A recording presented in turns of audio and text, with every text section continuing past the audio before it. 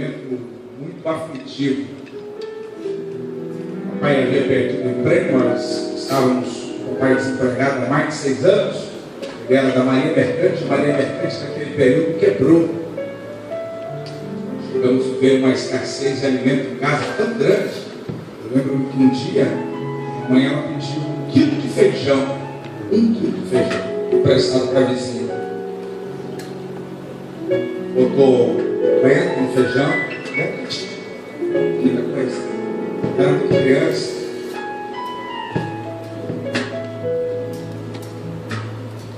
Parece que as portas insistiam em se manter fechadas. O pai foi perdendo tudo e nós fomos lá na favela da Nova Holanda. Favela da Nova Holanda. Eu conheci uma moça que estava afastada da igreja. Eu comecei a namorar com ela.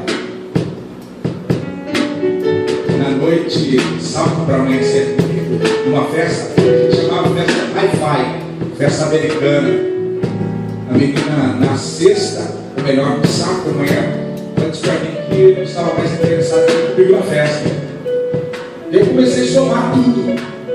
Eu fui até a festa e insisti, cheguei lá e estava namorando com o outro. Vocês estão vendo porque não foi com vocês.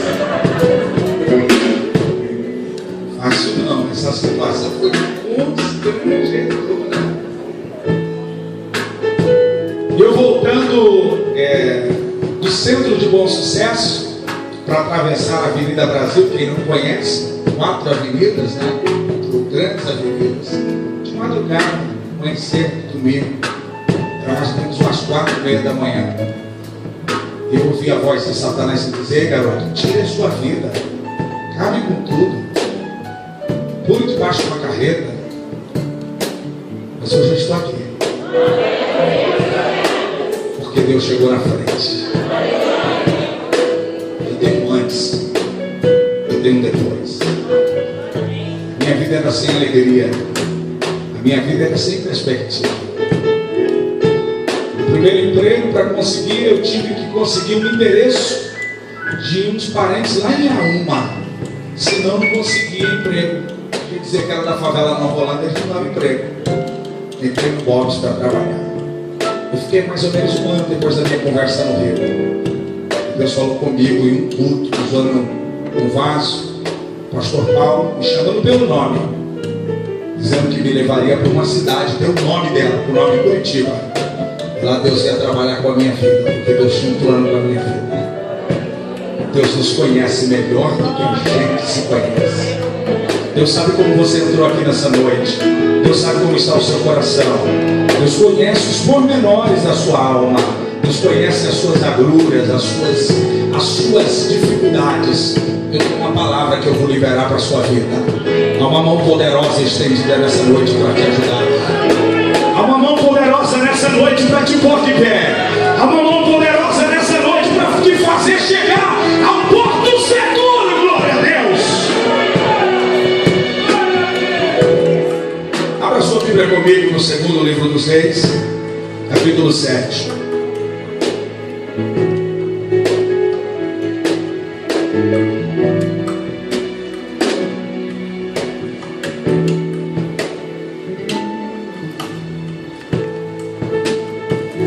Versículos de número 3 a 11.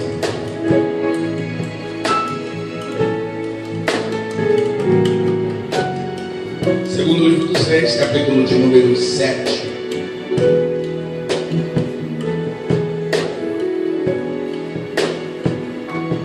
Verso de número 3.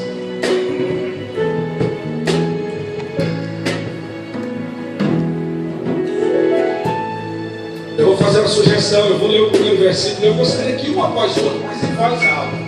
Não leia para dentro, leia para fora. Vamos lá? Segundo livro dos Reis, capítulo 7, versículo 3 a 11. 4 homens leprosos estavam à entrada da porta, os quais disseram uns aos outros: para que estaremos nós aqui, assentados até morrermos? Verso de número 4. Com força, gente, vamos lá.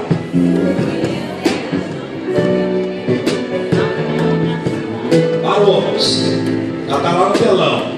Vamos lá, vocês lembram da terça? Pausa, vírgula é pausa. Vamos lá, junto, vamos lá. Sede servos, entramos na cidade, há fome na cidade, e morreremos aí. E se ficarmos aqui, também morreremos. Vamos nós, pois, agora e passemos para o arraial dos sírios. Se nos deixarem viver, viveremos. E se nos matarem,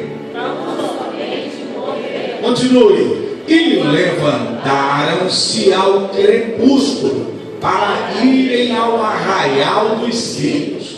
E chegaram à entrada do arraial dos sírios. Eis que não havia ali, vamos lá, porque o Senhor fizera ouvir no arraial dos sírios ruído de carros e ruídos de cavalos, como o ruído de um grande exército, de maneira que disseram uns aos outros: eis que o rei de Israel alugou contra nós os reis dos heteus e os reis dos egípcios, para virem contra nós. Por isso se levantaram e fugiram no crepúsculo, e deixaram as suas tendas, os seus cavalos, os seus jumentos, e o arraial como estava, e fugiram para salvar a sua vida. Chegando, pois, estes leprosos à entrada do arraial, entraram numa tenda, e comeram, beberam e tomaram dali prata, ouro e roupas, e foram e os esconderam. E então voltaram e entraram em outra tenda, e dali também tomaram alguma coisa e a esconderam. E então disseram uns para os outros: não fazemos bem, este dia é o dia de boas novas. Vou dar pausa aqui para você dar glória a Deus. Não, para você não entender, vou dar pausa aqui para você dar glória a Deus. Sabe por quê? Este dia é dia de boas novas. Aleluia!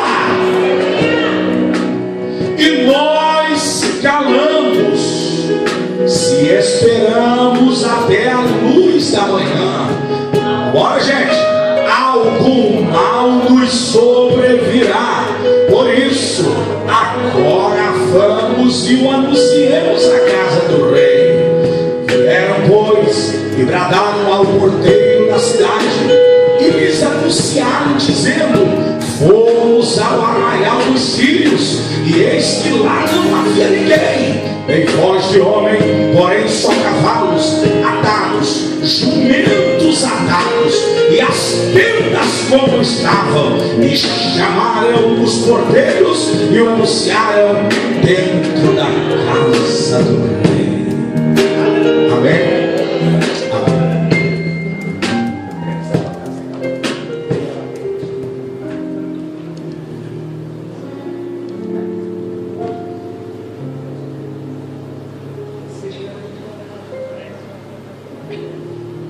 Graças a Deus. Vamos lá, manter o texto aberto. Glória a Deus. Esse texto tem para nos ensinar algumas lições profundas. Esse é o texto que eu estou ministrando às terças-feiras e aplicando aqui algumas verdades, já algumas terças-feiras, dizendo da proposta da Síria. É verdade que ela não logrou êxito, pelo menos não nesse tempo. Passaram-se aproximadamente quase 100 anos para a Síria lograr sucesso em Samaria. Isso está no segundo livro dos Reis, capítulo 17.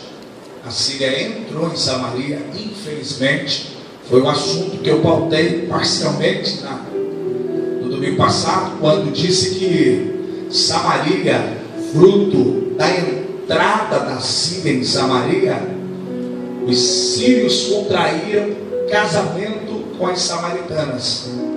Seus filhos, por sua vez, cresceram. José chega a dizer que a maioria esmagadora era homem. Quando a proposta de alguém em Samaria de expulsar os sírios, os filhos dos sírios com as samaritanas se recusaram a lutar contra seus pais. Lá na frente, houve um rompimento entre Judá e o reino norte, o reino de Samaria. Houve um rompimento e uma divisão. Por que reino sul, reino norte? Em função dessa miscigenação, dessa cultura mística, nada aprovada, completamente reprovada pelo Senhor. Essa é uma das fortes questões pelas quais a igreja defende o que diz as páginas da Bíblia: o não casamento de crentes com não crentes, porque alguém vai sair perdendo, alguém vai ter que ceder alguma coisa. E aqui que está o problema. É quando você contrai casamento com uma pessoa que não tem temor no coração e que vive uma vida completamente exacerbada. Alguém vai acabar sofrendo. Imagine se a mulher contrai casamento com um homem que não é crente. Ele é o cabeça da casa, sendo crente ou não, ele é o líder da família. Alguém vai ter que acompanhar alguém. Infelizmente, o sofrimento começa a partir daí. Esse tipo de comportamento, ainda que não tendo sido voluntário, não foi voluntário o fato da entrada da Síria. A Síria entrou como resposta de juízo de Deus em Samaria, produto dos pecados, porque as pessoas pensam que Deus nunca vai julgar pecados, e que Deus não tem consciência daquilo que nós fazemos, e que fazemos muito bem, muitas das vezes, no apagar das luzes, quando ninguém está vendo, quando ninguém está enxergando, quando ninguém está percebendo. Vale a pena lembrar os senhores e as senhoras que os olhos de Deus são como um chão de fogo, estão esquadrilhando todos os quatro cantos da terra, e Deus está à procura de pessoas íntegras, pessoas sinceras, pessoas tementes, pessoas que queiram se submeter à sua lei, a lei de Deus. Para alguns, a lei de Deus é um tanto pesada, mas a lei de Deus não é pesada para pessoas que têm graça na alma, graça no coração. Para pessoas que têm a presença do Espírito Santo, a lei de Deus não é pesada, a lei de Deus é branda, a lei de Deus é leve. Há quem diga que servir a Deus é algo muito complicado, porque frustrar os seus apetites pessoais, dizer não aos apelos apaixonados da sua carne, dizer não para os impulsos dominantes da carne, não é nada fácil. Mas quando você não está carregando um fardo pesado, mas aquilo que Mateus descrevendo no capítulo 11, disse com fardo leve, esse fardo leve é fácil de carregar. Você anda e não se cansa, porque ao longo do caminho você tem a presença do meio do Espírito Santo, o Eucadosh, o Espírito Consolador da aliança, aquele que está com a igreja, aquele que está ensinando a igreja, aquele que está blindando a igreja, aquele que está protegendo a igreja, aquele que há de apresentar a igreja como noiva ataviada para o noivo nos altos céus. Bendito seja o nome do Senhor. Essa é uma das fortes razões pelas quais o próprio apóstolo Paulo, corroborando, disse: não entristeçais o Espírito Santo, dos quais fostes selados para o dia da redenção. Como entristecer o Espírito Santo? Número 1, resistindo à vontade soberana dele na sua vida. Você tem sempre duas escolhas. A primeira, de fazer aquilo que Deus tem proposto para a sua vida e ser feliz nisso, mesmo diante da senda das aflições, ser feliz nisso, por saber que você está cumprindo o ID de Jesus. O papel, fundamentalmente, ele lançou em suas mãos, e outro poderia fazer, e às vezes até melhor do que você. Mas é importante entender que Deus escolheu você. Você é essa pessoa escolhida para fazer esta obra, que por vezes tão negligenciada. E essa é uma das fortes razões pelas quais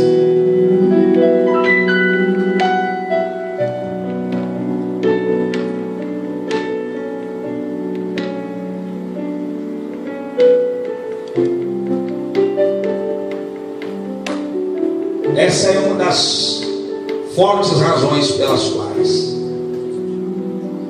nós podemos entristecer o Espírito Santo, quando nós negligenciamos a vontade soberana de Deus. Segundo lugar,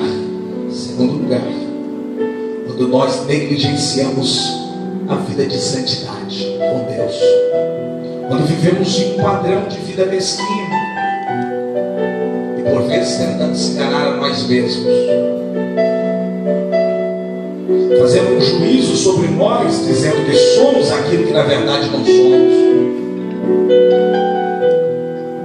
Deus não pode atuar. Ele está tentando te convencer do pecado, do juízo e da justiça diariamente, mas às vezes pela resignação, pela dureza do coração, há pessoas resistentes com tanta força à vontade do Senhor. E aí, paulatinamente, sem se darmos por apercebidos, vamos perdendo a essência da comunhão espiritual com o Espírito Santo. Vamos perdendo o entusiasmo, vamos perdendo a alegria, vamos perdendo a motivação, vamos perdendo o contato, vamos perdendo a vontade de buscar a face do Senhor. E quando nos damos por apercebido, e oxalá que não seja tarde demais, alguns estão tão vazios de Deus, do Espírito Santo, que não conseguem mais encontrar o caminho do pé de apoio. Mas eu estou aqui debaixo da unção de Deus, debaixo da graça de Deus, debaixo de uma palavra revelada para dizer aos senhores e às senhoras que Deus quer nos ajudar. A mão de Deus está estendida nesta noite sobre esse lugar. Deus quer te fazer chegar ao seu lugar de conforto. Deus quer te fazer chegar à sua cidade de refúgio. Deus quer te fazer chegar ao porto seguro da graça. Deus quer te fazer andar uma légua a mais. Deus quer te dar vida para você erguer a cabeça e dizer: eu sou de Deus, louvado seja o nome do Senhor Jesus. Então Samaria vive a sentença do juízo divino. A Síria entra como resposta. Sabe de uma coisa? Deus por vezes fala, incansavelmente fala, inúmeras vezes fala, sem perder o foco. Ele fala e continua falando. Ele não faz como o atirador que, não sabendo a quem pegar, atira para todos os lados para ver se pega alguém. Ele sabe para onde está direcionando o seu canhão. Mas às vezes a gente insiste em andar em caminhos opostos. E Deus está falando. Hoje pela manhã nós aprendemos sobre o senso da indignação de Abacuque. Abacuque não conseguia entender a soberania de Deus. Deus entregar a sua nação, Judá, nas mãos de Babilônia.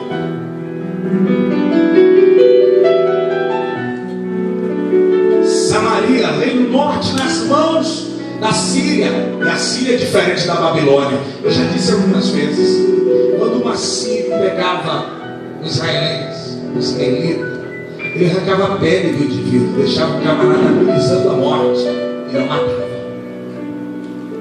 Por isso que Jonas não quis pregar para a cidade de Nínive. Ele tinha suas razões particulares. Seguramente ele viu muitos amigos seus perderem a vida. Ele tinha um verdadeiro ressentimento dentro do coração, principalmente por conhecer Deus como ninguém. Ele sabia que Deus era um Deus perdoador, compassivo e misericordioso, e era tudo o que ele não queria para Nínive.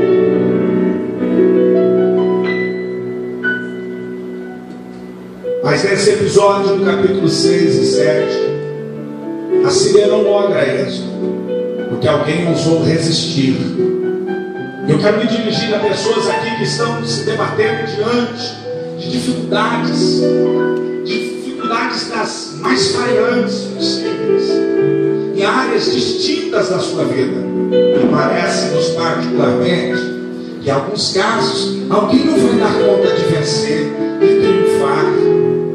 Mas eu quero afirmar aqui e liberar uma palavra de Deus para a vida de alguém aqui. Para você que está resistindo firmemente a situações que parecem que são situações irreversíveis, parece que a sentença já está dada, ou a letra já está descrevendo em nota a sua falência, o seu fracasso, a sua derrota, o caos da sua vida. Eu vou profetizar para você que vai chegar no dia da anunciação do milagre. O dia da anunciação do milagre está a caminho. Bendito seja o nome do Senhor Jesus Cristo.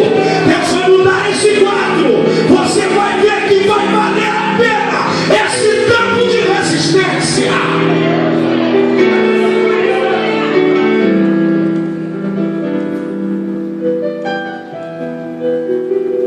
Então houve uma grande fome na terra. Versículo 4 diz que havia fome. A morte está perceptível em todas as partes de Samaria. No leprosário, a cidade está vivendo um verdadeiro mortuário, onde as pessoas não foram as que foram vitimadas da perda de amigos, de parentes, de irmãos, de pessoas queridas. E quando me deparei com esse versículo 4, logo me veio à mente que o quadro que está acontecendo no versículo 4 do capítulo 7 é o quadro que está acontecendo hoje nas ruas da nossa cidade. À luz do dia, diante dos nossos olhos, um quadro de fome espiritual. O profeta disse que chegariam dias em que teriam fome, mas não fome de alimento físico, mas fome de alimento espiritual. Infelizmente, existe um sacerdócio sendo desenvolvido de costas viradas para o povo. É um sacerdócio irresponsável, é um sacerdócio sem compromisso com a essência da verdade, da declaração da palavra. Mas eu quero glorificar a Deus pela vida do centro evangelístico, dentro desse ministério. Há homens de Deus comprometidos com o rema da palavra, que pregam ela destinamente, destemidamente, anunciando que o Senhor é um Senhor que satisfaz a fome do sedento. Glória! Jesus disse, ele podia dizer isso, porque ele nasceu em Betlém, ele nasceu em Belém, Judéia, casa do pão. Ele diz: quem tem fome, venha, porque eu sou o pão vivo, descido dos céus. E quando eu olho para o versículo 4, a pergunta que não se deixa calar dentro de mim é essa: o que eu posso fazer para contribuir para satisfazer essa fome? O que é que você pode fazer para contribuir para satisfazer essa fome? Você pode estar na igreja trazendo pessoas. Você pode estar contribuindo na igreja para que nós tenhamos recursos, para termos ministros do Evangelho pregando a palavra de Deus. Você pode contribuir pregando também. Pastor, eu tenho dificuldades de subir no altar.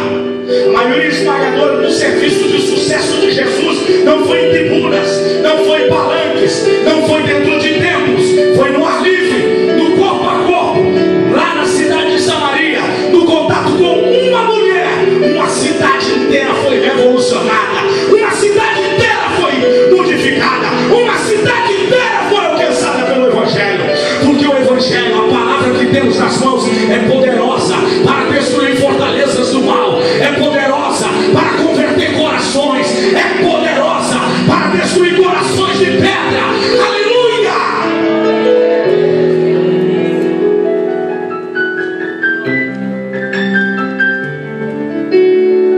No versículo 3 desse capítulo 7, nós vamos ver um quadro desenhado aqui, um tanto estranho, nada comum, um tanto anormal, fora de qualquer conjunto de normalidade. Eu vejo Deus à procura de pessoas para serem usados. Eu fiz questão de dizer e anotar: apesar das nossas limitações. Eu olho, são 4 leprosos, diga 4 leprosos. Tá fraco, gente? Olha para cá, gente. Diga 4 leprosos. 4 leprosos, gente, pela lei, são pessoas limitadas, impuras, não passivas que seriam utilizadas. Mas eu vejo Deus à busca de pessoas para usar. E aqui tem um quadro nada singular, um tanto questionador, um tanto paradoxal. Minha pergunta é essa para mim mesmo: será que Deus não procurou? E tendo enxergado, percebido algumas pessoas que podiam ser instrumento, essas por sua vez disseram não?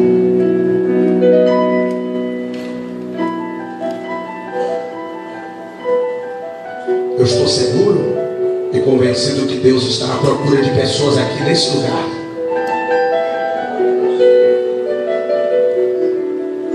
Estou convencido que encontrou alguns. E também estou convencido que está tocando em outros mais. Estou convencido que Deus vai levantar outros ainda. Mas também estou convicto que se alguém fizer corpo mole diante da soberana vontade de Deus que escolhe, Deus não se deixará vencer, dominar nem paralisar. Haverá sempre alguns leprosos à beira do caminho dizendo: eis-me aqui, eis-me aqui, eis-me aqui, eis-me aqui. A parábola da festa, da grande festa, o convite era para os filhos. Eis aí a razão pelas quais os gentios foram abençoados, nesse caso nós outros. Os filhos fizeram pouco caso, ignoraram o chamado, o chamamento do Pai. Como eles não atenderam o convite, houve uma designação que houvesse uma distribuição de convite nos coelhos, nos salários, para as prostitutas, para os héteros, para as pessoas que não tinham equilíbrio. E por vezes, sem nós percebermos, Deus está levantando leprosos, limpando-os, purificando-os e lhes ofertando aquilo que era para ser para mim e para você. Eu tenho um apelo para a vida da igreja nesse lugar. Deus tem um propósito com a sua vida. Deus tem um propósito com a sua vida. Eu ouvi um amém. Deus tem um propósito com a sua vida. Você pode dizer sim ou você pode dizer não. Se você disser não, você será a pessoa mais infeliz da terra. Deus não vai ficar paralisado diante disso. Ele vai levantar um dos tantos para colocar no seu lugar. Mas eu quero acreditar que nessa noite Deus vai vencer a nossa apatia, a nossa indiferença, e nós vamos nos render diante do apelo apaixonado desse Deus que quer nos usar. Me ajude a pregar nessa noite. Diga para quem está ao seu lado: Deus quer usar a sua vida.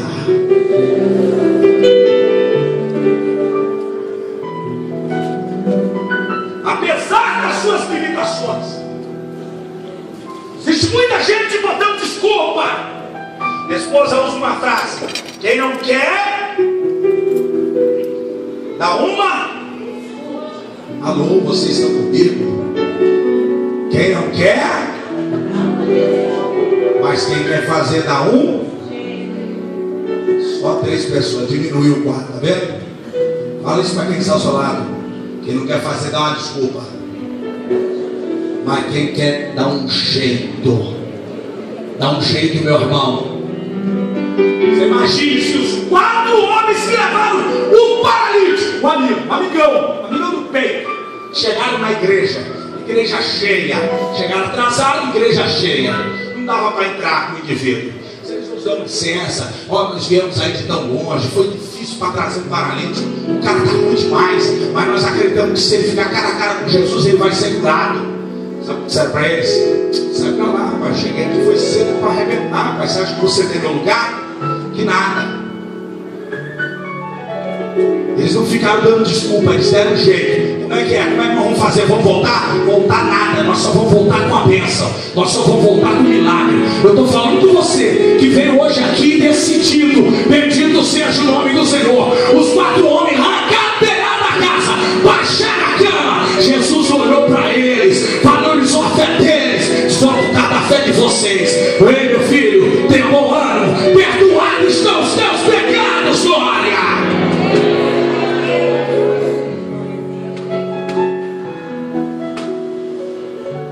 Terceiro lugar, nós precisamos nos dispor. Tem que haver disposição. Eles disseram: para que estaremos nós aqui sentados até morrermos? Se dissermos, entramos na cidade à fome e morreremos lá. Se ficarmos sentados, também nós morreremos. Então somente morreremos. Então aqueles leprosos fizeram uma pergunta sábia: para que ficarmos aqui sentados até morrer? Então muitas pessoas estão vivendo assim, mas elas se dispuseram, esses leprosos se dispuseram a tentar fazer alguma coisa para mudar a situação. Ele quer dizer, não tem mais o que fazer, tem sim, meu irmão. Se disponha, você vai ver que Deus vai te dar uma rota alternativa, Deus vai te abrir um caminho novo, Deus vai te dar uma nova visão. Você vai perceber aquilo que comumente algumas pessoas à sua volta não estão conseguindo perceber. Você vai enxergar aquilo que a maioria esmagadora não está conseguindo enxergar. Se disponha. Quinto lugar, quando existe disposição, Deus age sobrenaturalmente. Isso aqui é fantástico. Sério, vamos embora, gente. Ficar aqui não. Vou morrer lutando. E aí diz a Bíblia que no caminho até o arraial da Síria,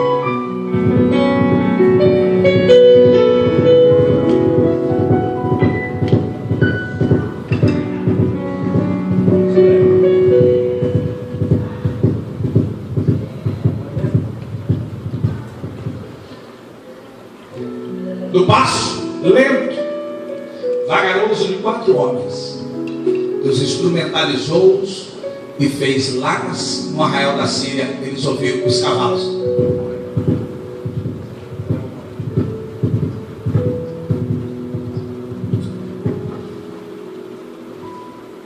E um olhando para o outro e disse: escuta, será que o rei de Samaria conseguiu alugar os reis dos heteus do Egito para vir contra nós? Vamos fugir. Eles fugiram. Quando existe disposição, Deus age sobrenaturalmente. Se houver disposição na sua vida, você vai experimentar o sobrenatural de Deus. Você vai viver isso na sua história. Você vai experimentar isso na sua vida. Quando nos dispomos, somos os primeiros a serem abençoados. Isso aqui é para você dar glória a Deus. Quando há disposição, somos os primeiros a lograr a vitória. Eles entraram no arraial, não tem ninguém para incomodar. De outra maneira, eles seriam repudiados, mas eles estão sozinhos. Eles entram, comem, bebem. Eu fico imaginando a cena. Colocaram umas roupas legais, que diz que usaram roupas. Vocês com um terno semelhante ao meu? Sapato bacana no pé. Mas não é que eu estou pintoso mesmo? Hein? Vou passar escova, vai cair um pedaço. Eu fico imaginando na cena, eles foram de arrasto, mas agora eles voltam de cavalo, porque o texto que nós lemos diz que eles deixaram para trás os seus cavalos, seus jumentos, suas ovelhas, os seus animais. Eles agora pegam os cavalos puro sangue. Sabe o que é cavalo na linguagem de hoje? Diga para quem está falando, pegaram a BMW. Por favor, meu irmão, eu estou falando sério, vai. Fala para quem está falando, pegaram uma BMW, uma Ferrari, uma Mercedes-Benz, uma caminhonete Toyota. Ei, Darcy, dá uma partida. Rapaz, como eu queria fazer no teste desse trem.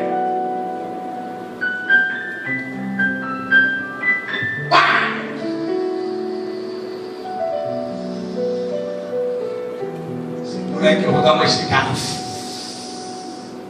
Chegaram rapidinho na frente dos portões de Samaria e eles chamaram o porteiro. Ei, gente! Cadê o porteiro? O porteiro, quando olhou para ele, eu fico imaginando a cena bem hilárica, olhando para os leprosos, todo arrumadinho de terra, armame, sapato couro de jacaré, relógio Rolex, saindo de uma BMW, de uma Ferrari. Se aí chegou uns riquinhos aí, rei. Chegou uns bacanas aí, rei. Só, se vocês estiverem com fome, se vocês estiverem com sede, vocês podem ir lá no arraial da Síria, porque tem fartura de alimentação naquele lugar. Eu fico imaginando, por favor, me peça explicações nas entrelinhas, tá? Nas entrelinhas, eu fico imaginando o porteiro olhando assim. Eu não conheço vocês? Eu não conheço vocês?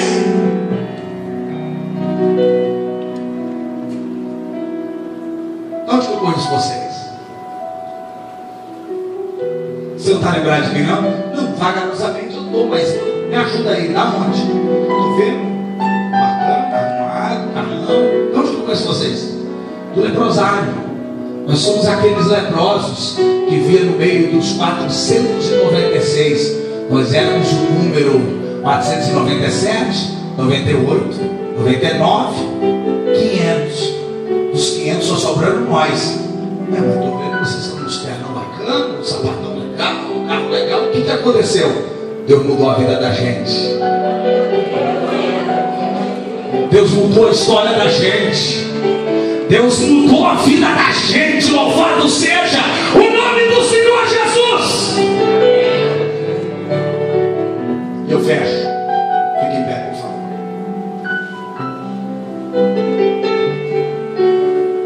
Dizendo o seguinte: nós não podemos guardar a bênção simplesmente para nós. Daí a importância de se contar o testemunho. Eles disseram: hoje é dia de boas novas. E se nós guardarmos essa bênção só para nós, haverá juízo de Deus sobre a nossa vida. Você sabe por que Deus, por vezes, paralisa as bênçãos sobre nossas vidas? Porque deixamos de contar, deixamos de dividir. Você tem que participar daquilo que Deus faz na sua vida, com a vida de outras pessoas. Seguramente outras pessoas serão abençoadas tanto quanto você. Incline a sua cabeça, vamos orar. Nossa gratidão, Pai, nosso louvor pelo grande privilégio de estarmos na tua casa nesta noite, pela tua palavra ministrada, tua palavra que é digna de toda aceitação. Pai, no nome de Jesus Cristo, estende tuas mãos poderosas sobre a vida de cada um de nós e nos ajuda, Senhor, a entender a tua vontade soberana e cumpri-la com alegria para o louvor do teu santo e poderoso nome. A vida de cada um dos teus filhos que aqui estão, que vieram com o objetivo de glorificar, engrandecer e enaltecer o teu santo nome. Nos abençoe com toda a sorte de bênçãos que há em Cristo Jesus, no nome de Jesus. Diga amém. Deixa eu fazer uma pergunta. Onde está aqui a primeira pessoa que ouviu a voz de Deus aqui? E durante o tempo da sua vida você serviu a Deus, com alegria você serviu a Deus. Em razão de algumas situações adversas, você parou no meio do caminho. Nós dizemos aqui que a pessoa está de férias. De repente você está de férias. Você nunca mais conseguiu se ajustar. E na verdade, em algumas outras vezes, na sua tentativa de se ajustar, você não conseguiu. Eu gostaria de conhecer você. Onde está a primeira pessoa? Um moço, uma moça, um senhor, uma senhora. Alguém que ainda não decidiu, ou se decidiu, não conseguiu ficar firme na presença de Deus. Onde está a primeira pessoa? Um moço, uma moça, um senhor e uma senhora. Quem sabe? Quer voltar para casa do pai? Vem cá, minha filha. Pode vir chorando mesmo. Pode vir.